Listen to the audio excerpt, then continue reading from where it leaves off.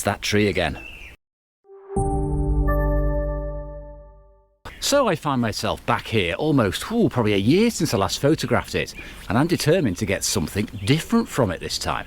Now, the amazing thing about forests and areas like this is they're always changing. We have had some amazing storms in the last few months, and it has wrecked part of the forest, but angles and views which didn't work maybe a year ago perhaps are working today. So I'm looking at this scene now and I'm thinking to myself, the angle I'm at now, I'll just show you, is actually pretty good. It's actually very nice. The tree branches have changed since last year, and I'm thinking it'll work differently this time, but I'm not quite sure about the light yet. I may have to wait a little bit, so perhaps a quick recce while waiting.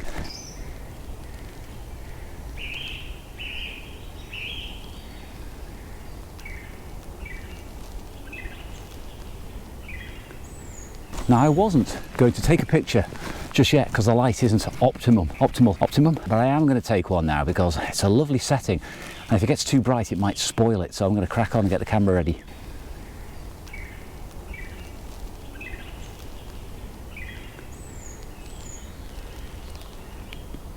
Now, I am not super excited about the lighting at the moment because there's a bit of an imbalance at the top of the frame where there's more light on one side.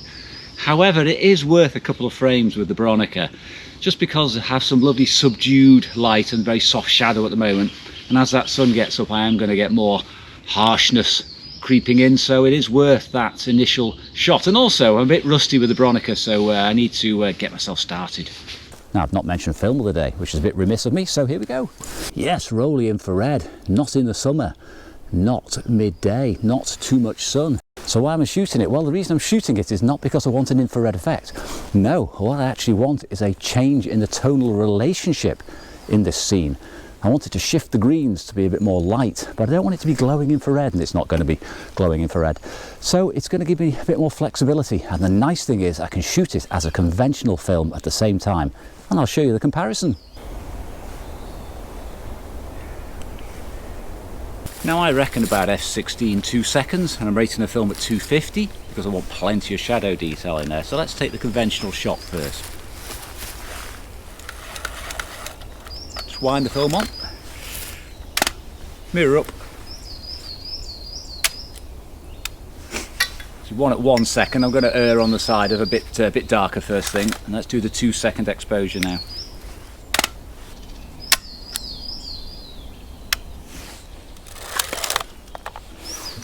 Okay, that's the conventional one done. So that's the infrared filter stuck in front of the lens. R72 brings the effective film speed down to about an EI of 6, so I'm looking at an exposure of about a minute. So I think I'll do it 1 minute, and then I'll do another at 2 minutes and see how they get on. Plenty of exposure there, lift the shadows and also get those greens, not glowing, but a bit more bright.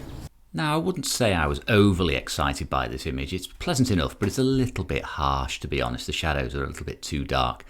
But, you know, the tonality is reasonably nice. However, the infrared image here, I think it's gone a bit far. I think I've actually given it too much exposure and I've got too much of the glow. Perhaps next time a deep red filter might be a better compromise for this shot. Well, as I said, not really convinced about that at all, but the light, let me just show you the light. The light is getting a lot stronger. The sun is getting up. It's never going to really illuminate around the base of the tree. Oops, wrong way. This way, Steve. It's never going to really illuminate around the base of the tree, but it will provide a lot more reflected light coming into the scene, which will lift it somewhat, but definitely worth 2 shots.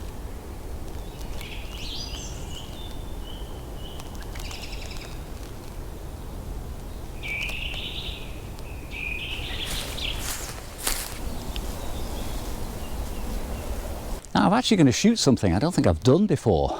I'm going to shoot a reflection, but I'm going to invert it because I only want the reflection in this particular scene. Now, the reason for this is I don't actually like the trees growing out of the bank of this little pond. I like the reflections of them in the water, and rather than have that awful split where you have the sort of the centre line and the 2 objects mirroring in this situation, I think I'm going to tilt the camera down and just shoot the reflection and then invert the image upright. I don't know what it's going to look like, but the actual reflection itself is the star of the show here.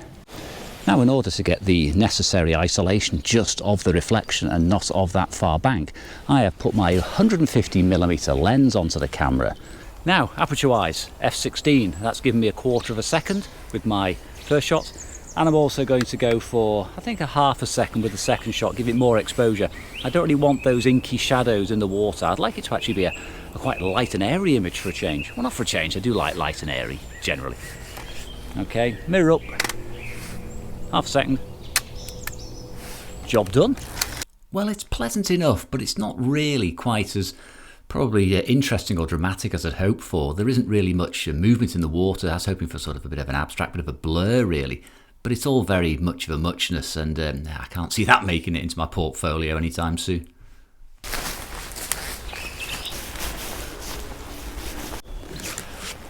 Not sure if it's got enough light yet. Still a bit dark for me. So in the meantime, I'm going to go for a little strollette around this little body of water. See if I can find something a bit different. Ooh, nice. Look at all those shattered tree trunks. It's just what you make with them. They're very nice, but they're very messy as well. No. Now, having said that was a bit fussy, that shot, I have actually found something a few yards further along, which is much more to my liking. Now I have a lovely little sapling arching over some shattered tree trunks. I have water, I have a background of forest, I have all the elements I need to make a good shot, but I'm still not certain it's going to come out right with the light at the moment. You see, what I have here, let me try and show you, is I have a beautiful sort of like wetland scene, I'd say, mossy scene, and there is a bit of sunlight catching certain parts of the scene. Now I've shot it conventionally at 1/8 of a second at f16, but I've also put the infrared filter on. Let me show you. So that is my R72 filter on my 150mm lens again, and what it's allowing me to do is to lift some of those highlights and also lift some of the greens in the shadows, believe it or not. It's a different tonal range, and again, it's not overly infrared. Well, at least I hope it's not overly infrared. I can certainly play it down later in Lightroom or the darkroom. But yes, I am enjoying. This is not a composition I've seen before, and it probably wasn't here a few weeks ago. Storm damage, vegetation changes, etc. Great to keep revisiting locations like this. Well, a bit like the first image, I'm not really convinced here that the exposure was good enough. It's a bit harsh, and I don't like the tonality, to be honest. Whereas the infrared image here actually has achieved what I was out for. It doesn't look infrared, but it has separated the tones nicely and given that light and airy feel. Well, I think I've given it long enough. It's probably an hour and a half since I first shot it now. Any more light and I think it will spoil the scene, so let's crack on with the first shot. Now, this is my view. I have come in for a different composition this time. This is a view I've not shot before, an angle I've not shot before, sorry. I've got a bit more of the extra trees in the background. So I have the 80mm lens. I have no filter for the first shot. Now I've only got 2 frames left. I don't want to start another roll, so it really is going to be all or nothing with this. So I am actually going to give it generous exposure, this particular frame. f22, focus on the main tree. Let's get the spot meter out. Okay, spot meter, trusty Sekonic. Going to meter off the tree trunk, I think. That's the darkest part I really want detailing.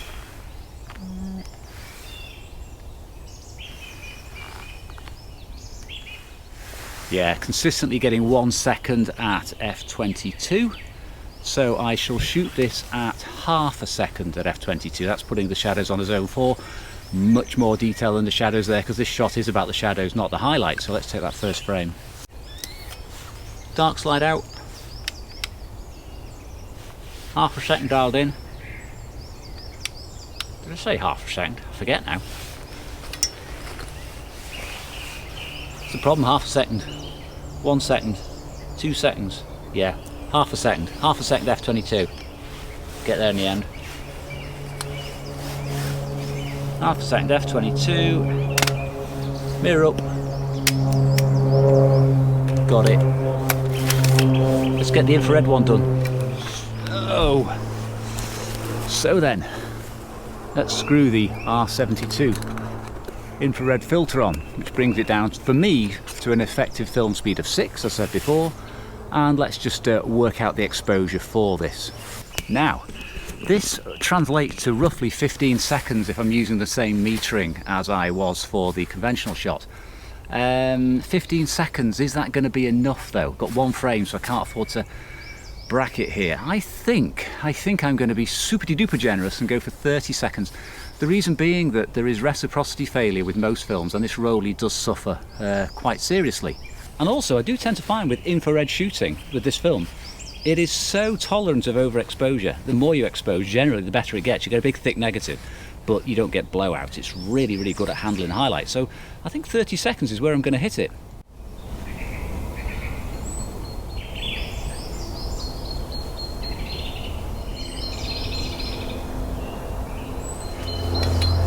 Got it.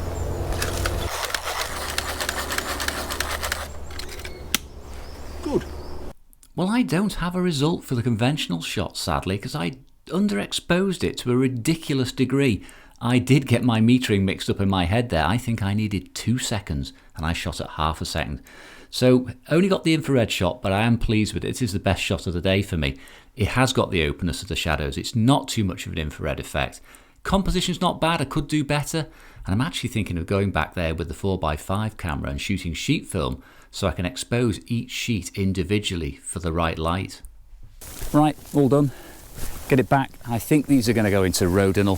Rodinal 1 to 50 for 12 minutes is my favourite combination with this film. And yeah, as ever, hope you enjoyed the vlog. See you again soon.